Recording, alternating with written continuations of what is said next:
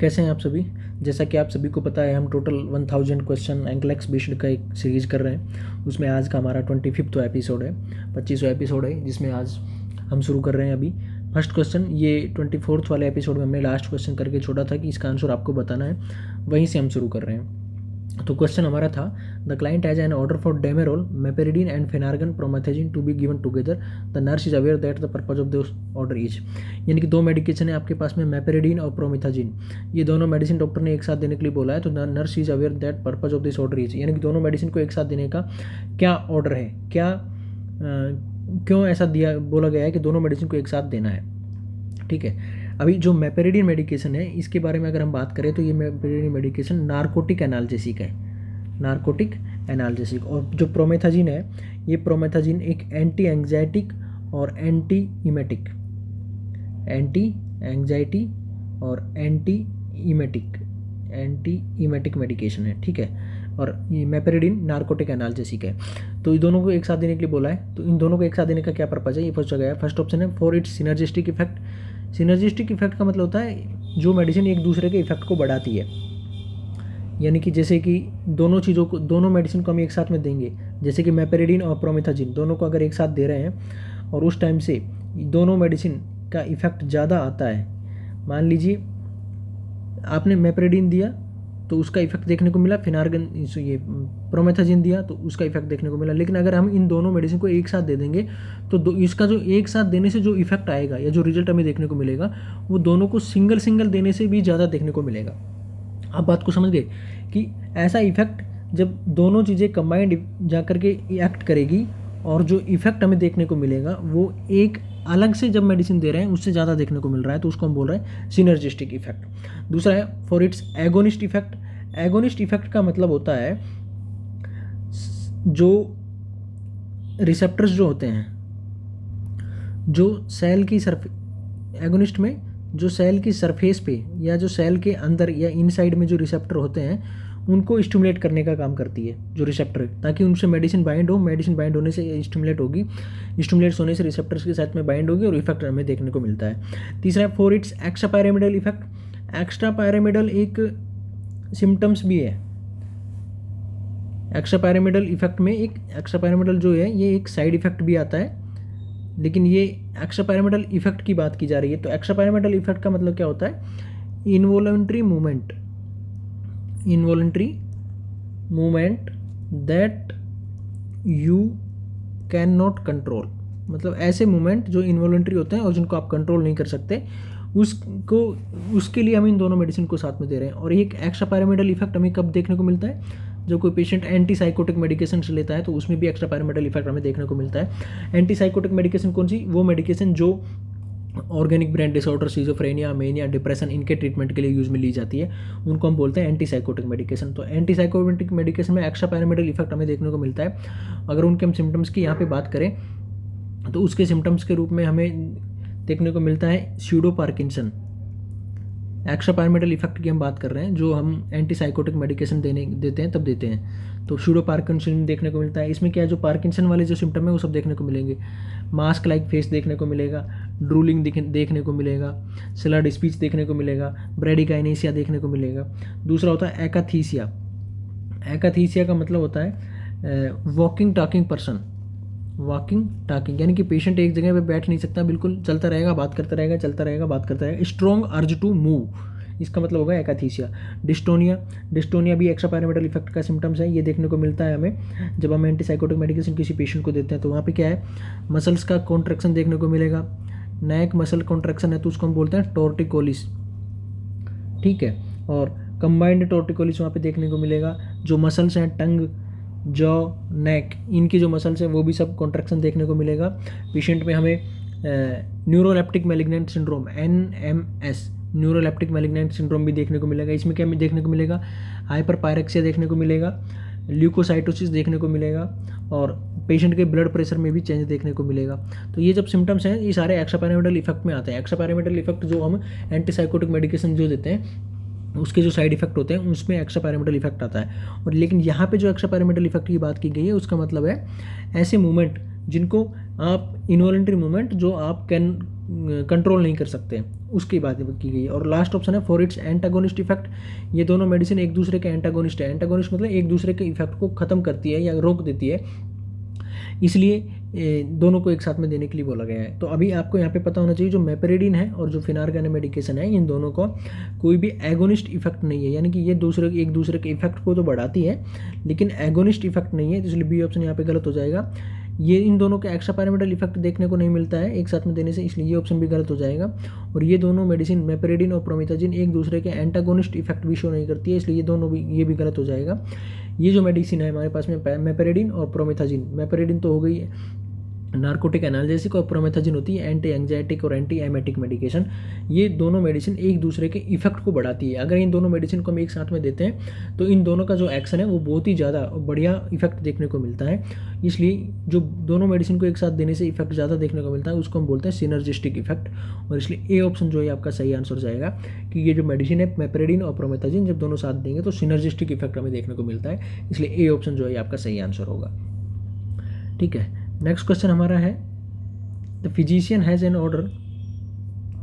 Ordered a liver scan with contrast to confirm the diagnosis before the procedure the nurse should, यानी कि एक patient है जिसका liver scan होना है, उसका लीवर स्कैन होने के लिए डॉक्टर ने बोला है कॉन्ट्रास्ट, लीवर स्कैन जो होना है वो कॉन्ट्रास्ट से होना है, यानी कि डाई देने के बाद में फिर लीवर स्कैन होना है कोई भी लीवर के डिजीज का डायग्नोसिस कंफर्म करने के लिए। ठीक है, before the procedure the nurse should, तो अभी जो लीवर स्कैन होना है उससे पहले नर्स क्या करेगी ये आपसे पूछा गया है। फर्स्ट ऑप्शन दिया गया है assess the client for allergy, हम पेशेंट को एलर्जी से के पेशेंट को कोई एलर्जी तो नहीं है इसके लिए असेस करेंगे।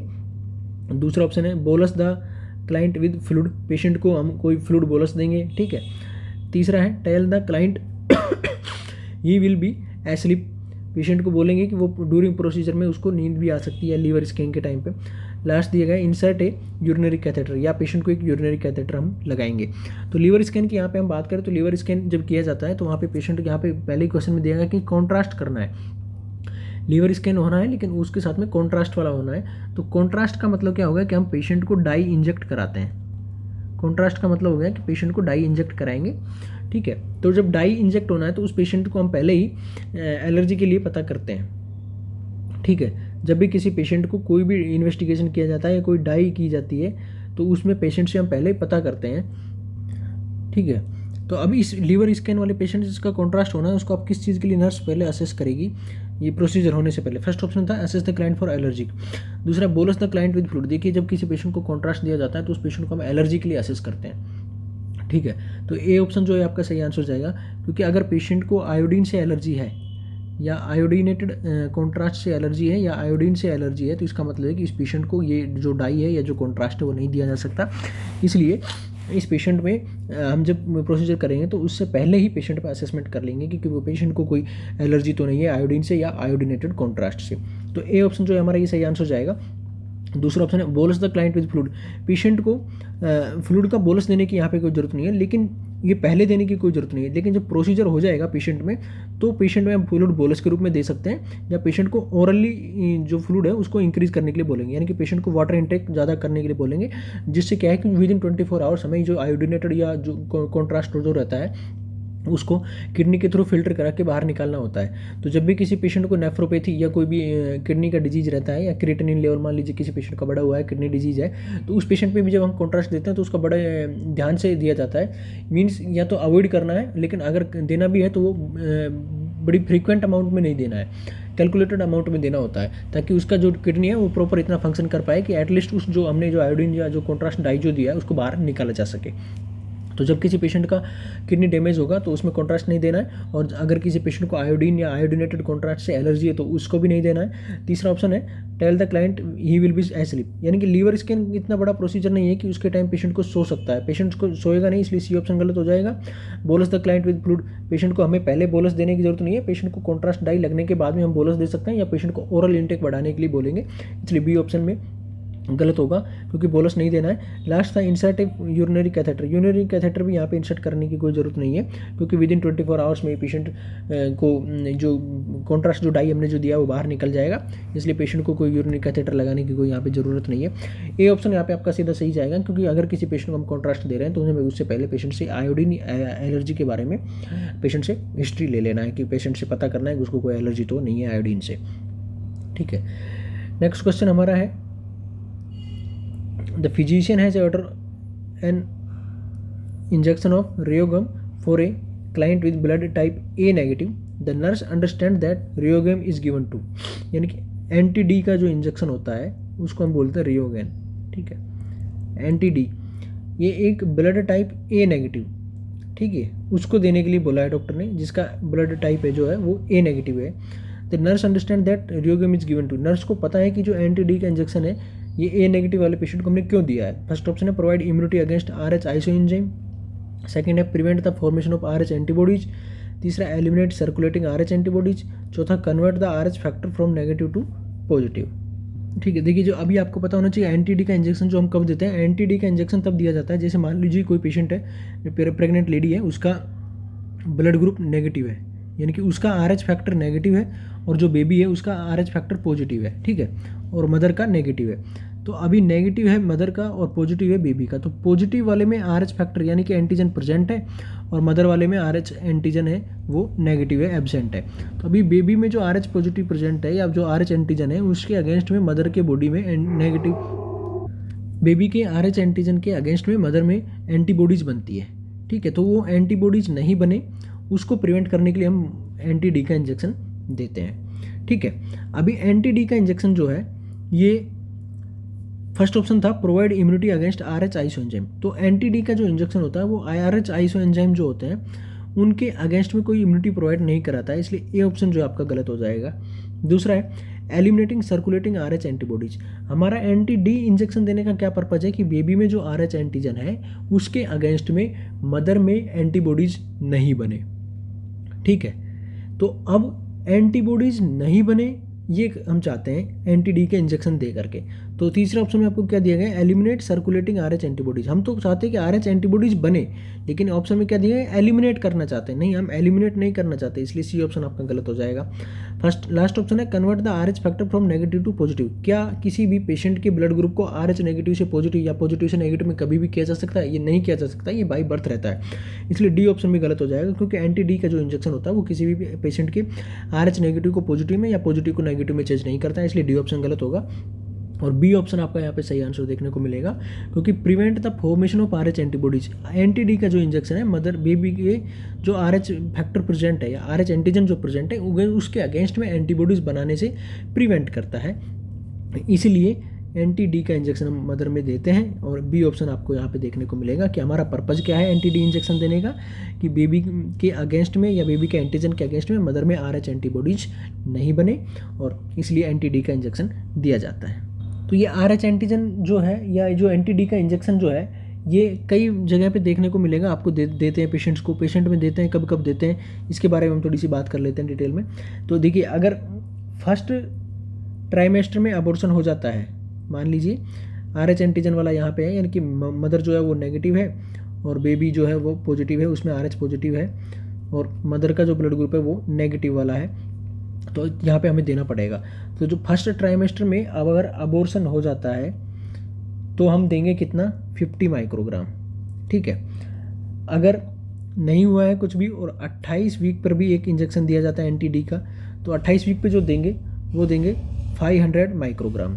ठीक है, और डिलीवरी के 72 आवर्स बाद में दिया जाता है, डिलीवरी के 72 आवर्स बाद में अगर दे रहे हैं और ये अगर 28 वीक पे नहीं दिया गया है, if not given at 28 week, यानी कि आपको डिलीवरी के 72 आवर्स बाद में देना है या विद इन 72 आवर्स जब दे रहे हैं, विद इन 72 आवर्स जब दे रहे हैं और ये 28 वीक पे नहीं दिया गया है तो हम देंगे 500 माइक्रोग्राम। या तो आप 28 वीक पे 500 माइक्रोग्राम दे दो, लेकिन अगर 28 वीक पे नहीं दिया गया है और अभी डिलीवरी के बाद विद इन 72 आवर्स आपको देना है तो आपको 500 माइक्रोग्राम ही देना पड़ेगा।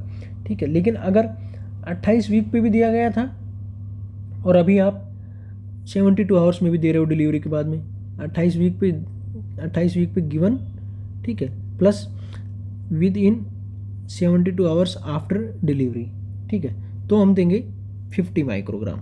ठीक है, देखिए अगर फर्स्ट ट्राइमेस्टर में अबॉर्शन हो जाता है तो हम देंगे 50 माइक्रोग्राम, 28 वीक में दे रहे हैं तो देंगे 500 माइक्रोग्राम, अगर डिलीवरी होने के 72 आवर्स बाद में दे रहे हैं, अगर 28 वीक पे नहीं दिया गया है तब देंगे 500 माइक्रोग्राम। अगर 28 वीक पे दे दिया था और अभी भी आप डिलीवरी के 72 आवर्स में दे रहे हैं तो देना है 50 माइक्रोग्राम। इस तरह से एंटी डी का इंजेक्शन है जो हम देते हैं।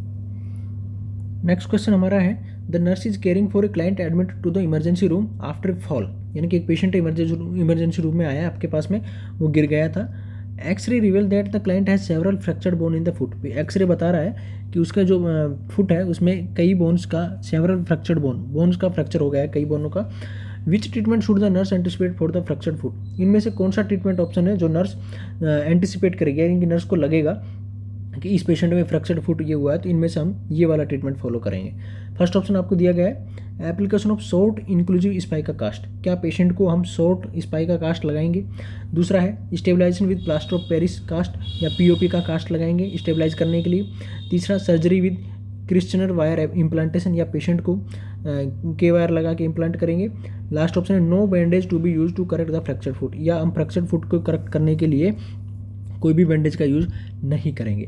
अभी देखिए, जब कोई पेशेंट है उसका अगर फ्रैक्चर हो जाता है तो हमारे फ्रैक्चर वाले में सबसे मेन इंपॉर्टेंट क्या रहता है कि हम पेशेंट का बोन उसका अलाइनमेंट मेंटेन करें या उस बोन वाले एरिया को या उस बोन को स्टेबलाइज कर दें। तो स्टेबलाइज हम किससे करते हैं फ्रैक्चर में, पीओपी लगा करके, पीओपी यानी कि प्लास्टर ऑफ पेरिस का कास्ट लगा करके या प्लास्टर लगा करके हम उसको स्टेबलाइज करते हैं। तो फर्स्ट ऑप्शन में क्या है application of short inclusive spica cast. अब देखिए स्पाइका कास्ट जो है वो कहाँ लगाया जाता है, स्पाइका कास्ट लगाया जाता है अगर पेल्विस का फ्रैक्चर है, पेल्विस का फ्रैक्चर है या लोअर जो वर्टिब्रल कॉलम है जैसे लंबर और सैक्रल वाले एरिया में उनका फ्रैक्चर है, तब हम स्पाइका कास्ट लगाते हैं। तो यहाँ पे बात हो रही है कहाँ की, फ्रैक्चर ऑफ द फुट, तो स्पाइका कास्ट फुट में नहीं लगाया जाएगा, इसलिए ए ऑप्शन यहाँ पे आपका गलत हो जाएगा। दूसरा है surgery with Kirschner wire implantation, क्या के वायर, क्रिश्चनर वायर को हम के वायर भी बोलते हैं, तो के वायर का इम्प्लांट किया जाएगा क्या सर्जरी करने के लिए। यहाँ पे देखिए के वायर जो है इसका यूज हम जब करते हैं जब कोई भी स्मॉल बोन जो होती है, स्मॉल बोन्स जैसे कि यहाँ पे हम बात करें टोज, ग्रेट टो है या लिटिल टो जो हमारे पैर के हैं, उनका अगर फ्रैक्चर हो जाता है तो उनको स्टेबलाइज करने के लिए, उनकी सर्जरी के लिए, उनके इम्प्लांटेशन के लिए हम के वायर का यूज करते हैं। ठीक है, तो यहाँ पे भी सी ऑप्शन भी गलत हो जाएगा। और लास्ट में दिया no bandage to be use to correct the fracture bone, नहीं बैंडेज का यूज करते हैं हम, इसलिए नो बैंडेज यहाँ पे ये ऑप्शन भी गलत होगा।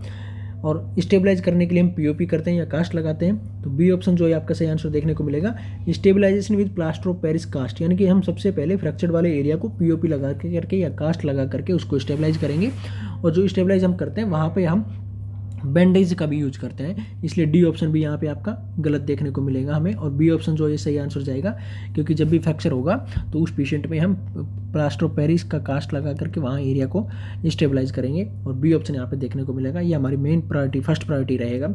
और स्पाइका कास्ट जो है वो पेल्विस पेशेंट, जिस पेशेंट का पेल्विस फ्रैक्चर हो जाता है उसमें लगाया जाता है, कॉमनली बच्चों में लगाते हैं। और इसका एक कॉम्प्लिकेशन है स्पाइका कास्ट का, पैरालाइटिक इलियस कॉम्प्लिकेशन यहाँ पे देखने को मिलता है, क्योंकि जो स्पाइका कास्ट है उसकी वजह से बेबी में जो पैरालाइटिक इलियस का जो सिम्टम्स हैं वो आएंगे। पैरालाइटिक इलियस के सिम्टम कैसे आएंगे, वहाँ पे कॉन्स्टिपेशन देखने को मिलेगा, या जो गैस पास आउट नहीं हो पाएगा क्योंकि वहाँ पे कंप्रेशन रहेगा परमानेंटली लोअर इंटेस्टाइनल ट्रैक्ट पे या हमारे जीआईटी वाले सिस्टम पे इफेक्ट रहेगा, या प्रेशर रहेगा स्पाइका कास्ट की वजह से, इसलिए पैरालाइटिक इलियस जो है वो कॉम्प्लिकेशन के रूप में हमें देखने को मिलेगा। और अगर पैरालाइटिक इलियस हमें देखने को मिल रहा है तो हमें ये स्पाइका कास्ट है उसको रिलीज कर देना पड़ेगा, ये इसका ऑप्शन होगा सही।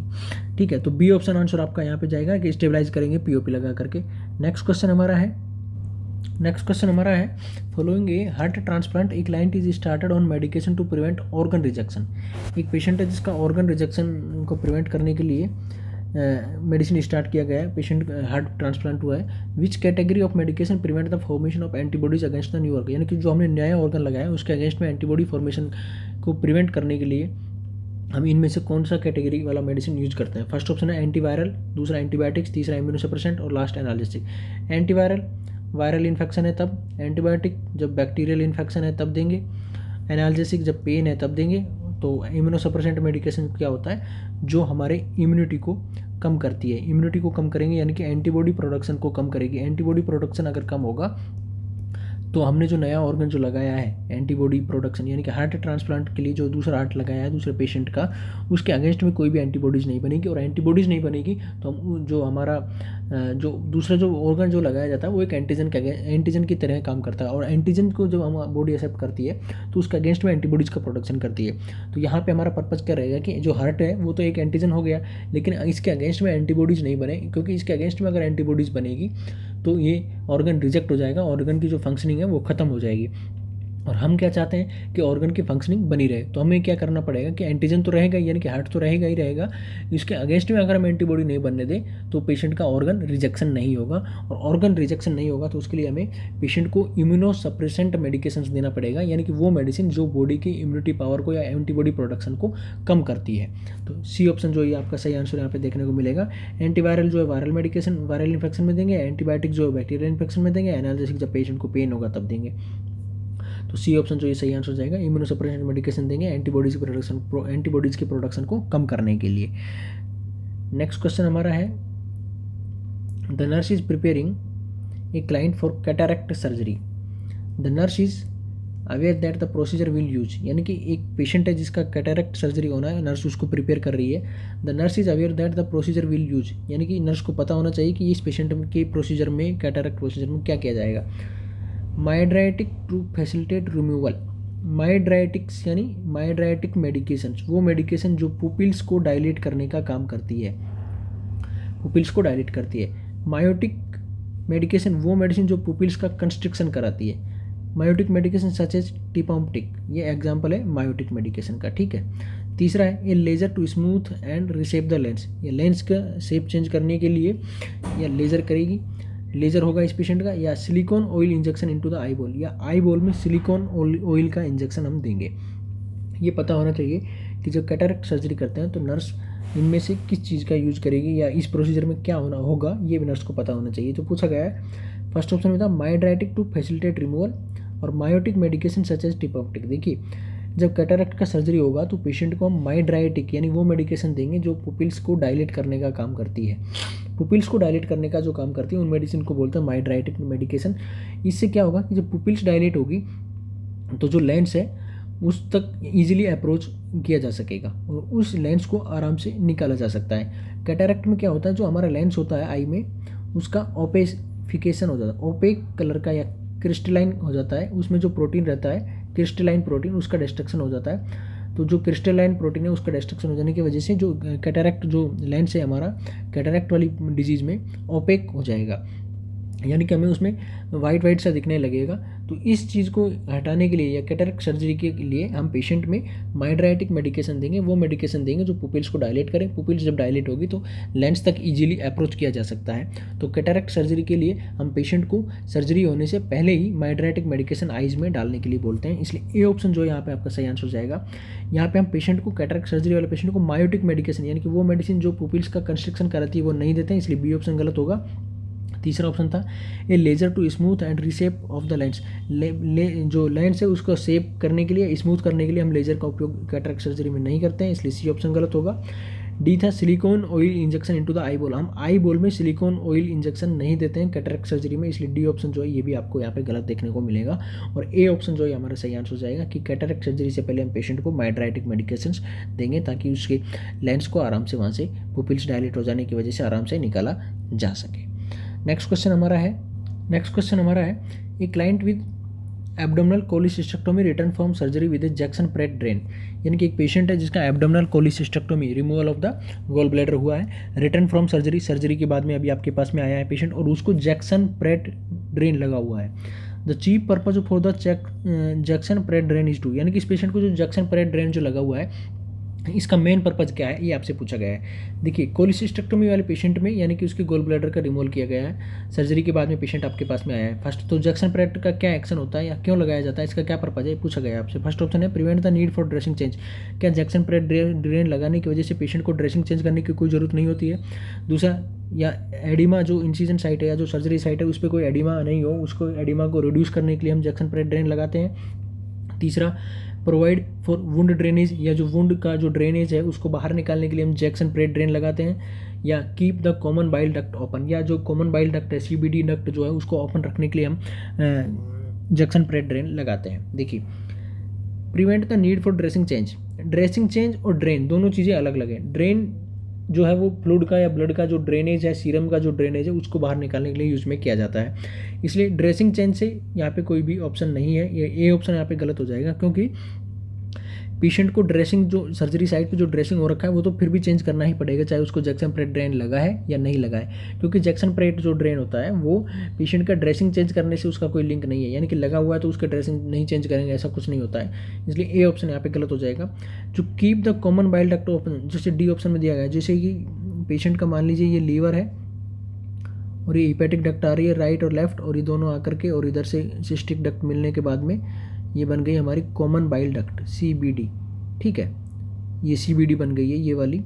तो जो कॉमन बाइल डक्ट है उसको ओपन करने के लिए हम एक ट्यूब होती है उसको बोलते हैं हम T ट्यूब, या इसी को बोलते हैं केहर्स T ट्यूब। ठीक है, केहर्स T ट्यूब या T ट्यूब बोलते हैं। तो जो T ट्यूब होती है ये कॉमन बाइल डक्ट को ओपन रखने के लिए हम यूज़ करते हैं, ना कि जैक्सन प्रेट ड्रेन का यूज़ किया जाता है इसको ओपन रखने के लिए, इसलिए ये ऑप्शन भी गलत होगा।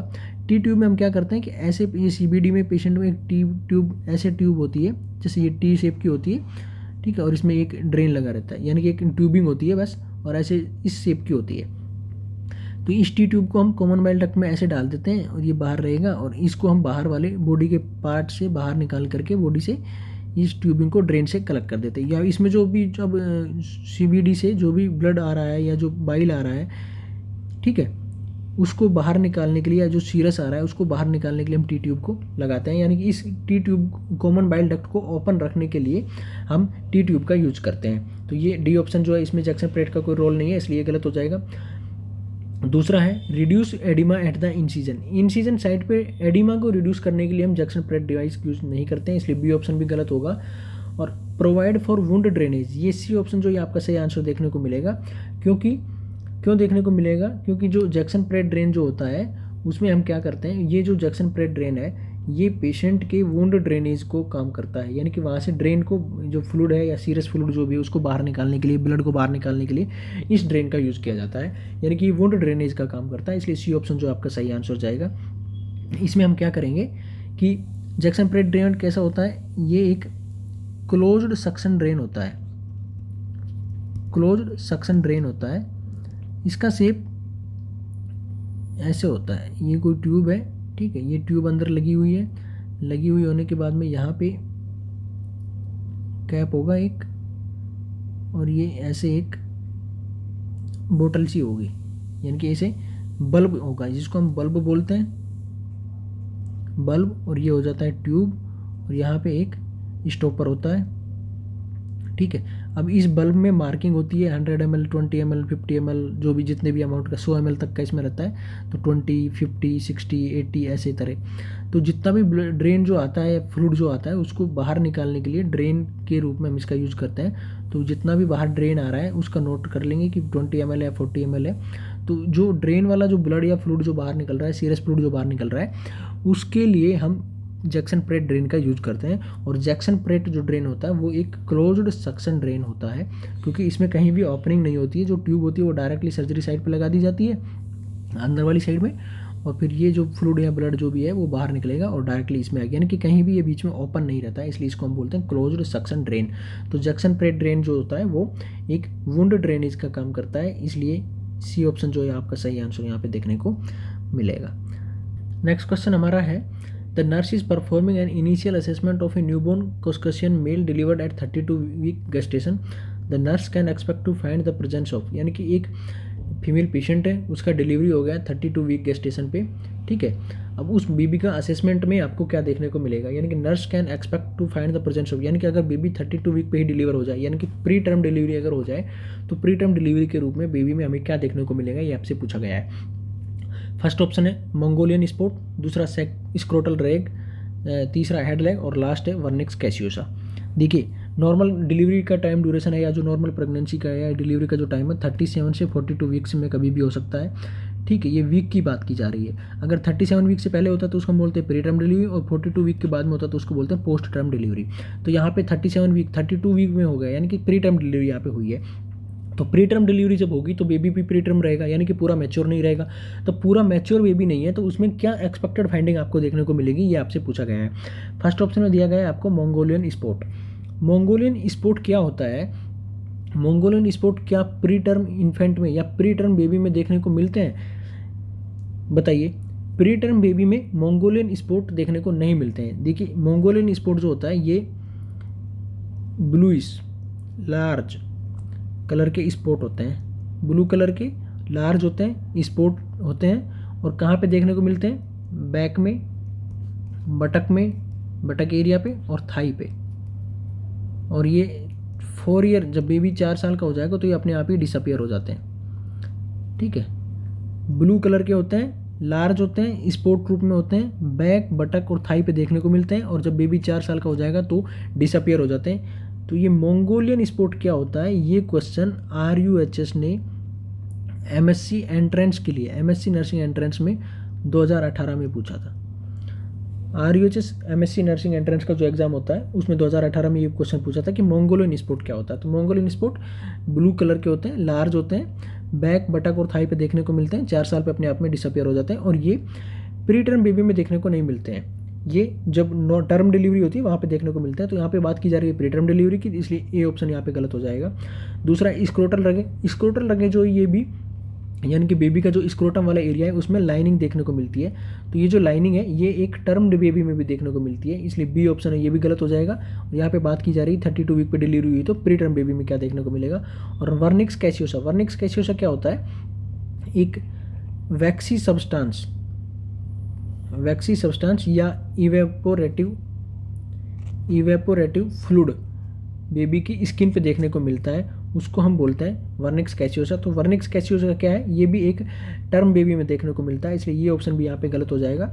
और वर्निक्स कैसियोसा में वैक्सी सब्सटेंस पेशेंट की बॉडी पे या बेबी की बॉडी पे लगा रहता है, इवेपोरेटिव फ्लूइड रहता है, उसको हम बोलते हैं वर्निक्स कैसियोसा। अब इसके लिए नर्सिंग में क्या रिस्पॉन्सिबिलिटी है?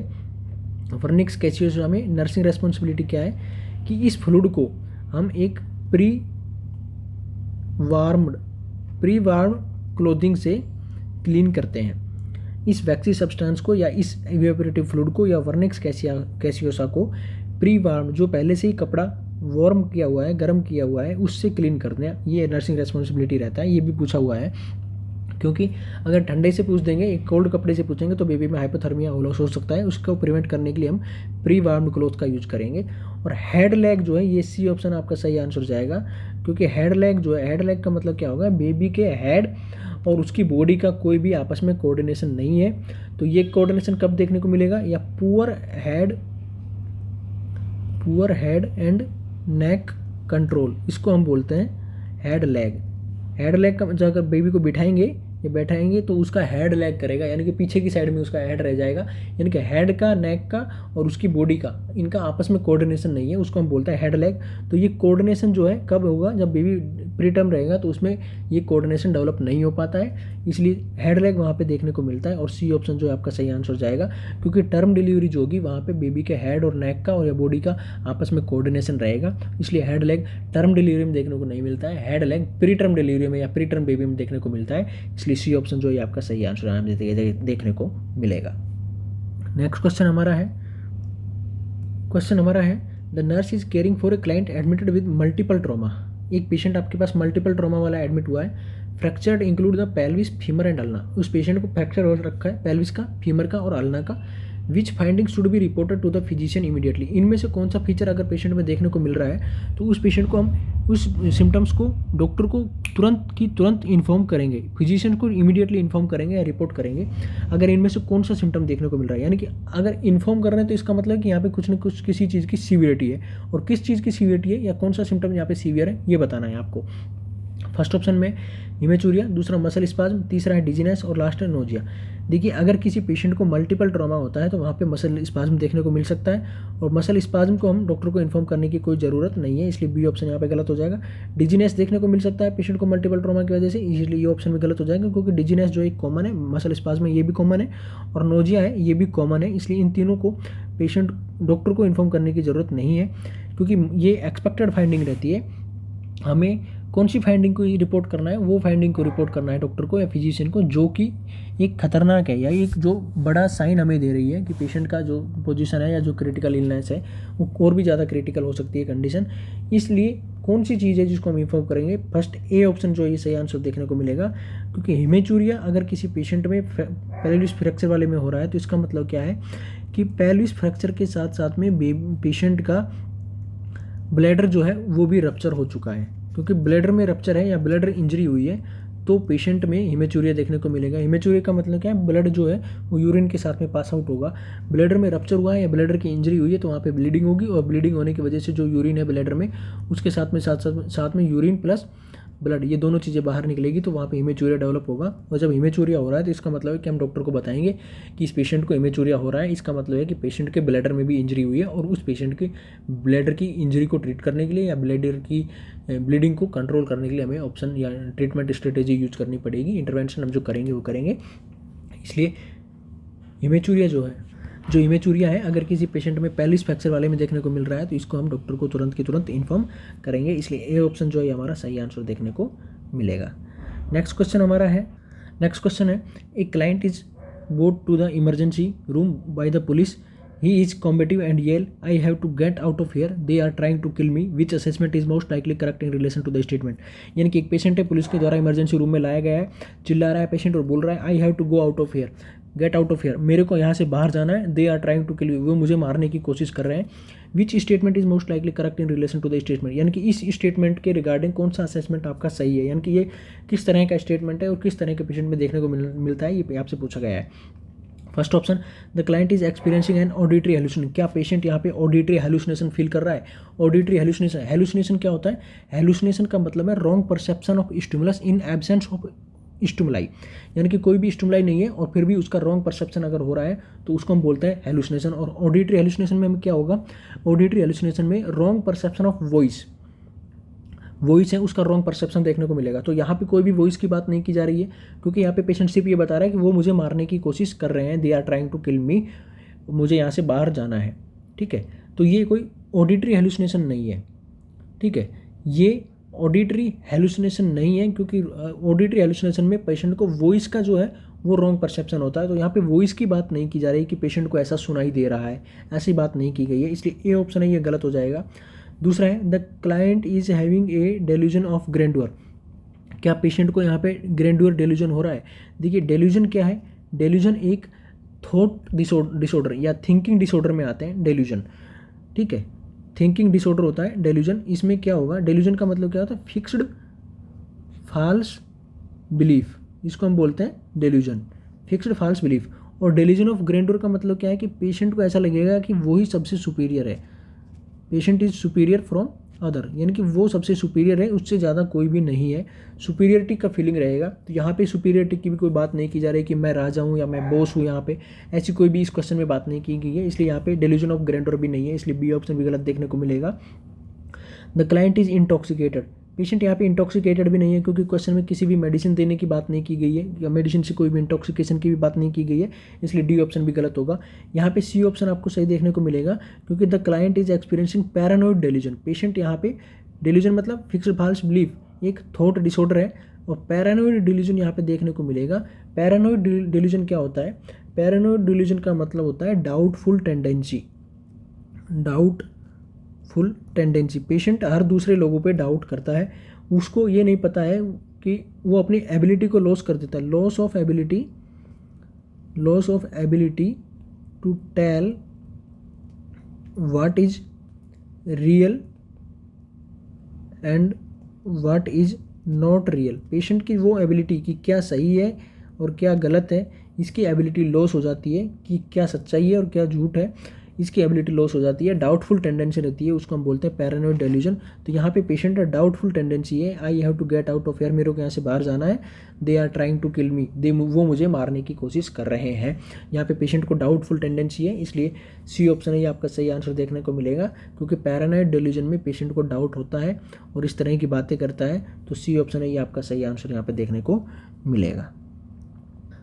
नेक्स्ट क्वेश्चन आपका है the nurse is performing tracheostomy care. Nurse एक पेशेंट पे ट्रैकेस्टोमी केयर कर रही है। If the client cough out the inner cannula the nurse should. एक पेशेंट है, वो कफिंग के टाइम पे ट्रैकेस्टोमी ट्यूब जो होती है उसके इनर कैनुला को बाहर फेंक देता है कफिंग के टाइम पे। द नर्स शुड, तो नर्स क्या करेगी, call the doctor, replace the inner cannula with a new one, या जो इनर कैनुला है उसको नए वाले कैनुला से रिप्लेस कर देगी। तीसरा, hold open the stoma with forceps, या जो स्टोमा है जहाँ पे ट्रैकेस्टोमी ट्यूब डाला हुआ है वो ओपनिंग बनाई हुई है, उस स्टोमा को फोर्सेप से ओपन करके रखेगी। लास्ट है, बिगिन रेस्क्यू ब्रीथिंग, या रेस्क्यू ब्रीथिंग शुरू कर देगी। ये क्वेश्चन हम आपके लिए छोड़ रहे हैं, जब अगला सेशन करेंगे तो इसी क्वेश्चन से शुरुआत करेंगे। तब तक आपको इस क्वेश्चन के आंसर क्या है ये सोचना है, ये बताना है। तो जब भी हम नेक्स्ट सेशन शुरू करेंगे तो इस क्वेश्चन का आंसर के साथ में शुरू करेंगे। तब तक आप हमारे साथ में बने रहिए, इस वीडियो को दूसरे लोगों के साथ में शेयर कीजिए और इसी तरह के कंटेंट के साथ हमारे साथ में जुड़े रहिए। Thank you.